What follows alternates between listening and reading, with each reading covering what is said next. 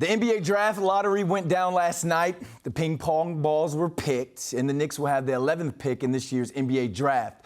SNY NBA reporter Ian Begley was at the lottery in Chicago and joins us now to talk about what this pick means for the future of Knicks basketball.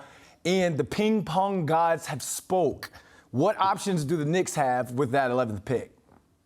They got plenty of options at 11, Brandon. You're going to have some players who fall down to 11 who could fall in their lap, some impactful players. You know, you look at the roster right now, I count 8 potential rotation players on this Knicks roster that are 24 and younger. So maybe you look at that pick as a potential trade chip because you're not going to bring in another young player, bring that player along. Or maybe you see a player you love in this draft and you look at one of the young players you have at the moment and you're more open to moving that player that's currently under contract. So they're going to have plenty of options on the table. 11 is a good place to be in what many observers view as a pretty deep draft. You mentioned some of the players, some of the impact players that could fall to 11. So who are some of those players that could still be around at that 11th pick? Right. Well, you're looking at several players like a Memphis big man, Jalen Duren, who, you know, the Knicks have Mitchell Robinson, they have Nerlens Noel, they have Jericho Sims.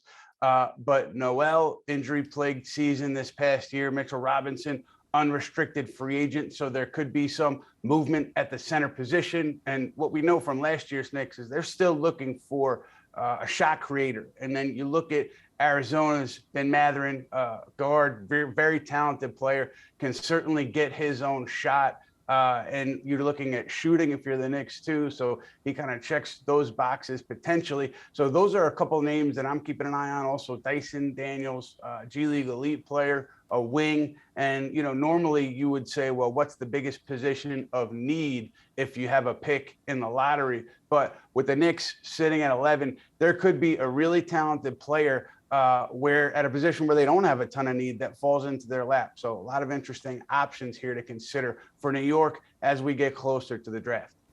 Ian, safe travels back from Chicago. Try a deep dish pizza, and thank you for your time. Thank you, Brandon. I'm a New York pizza guy, so I'll skip the deep dish.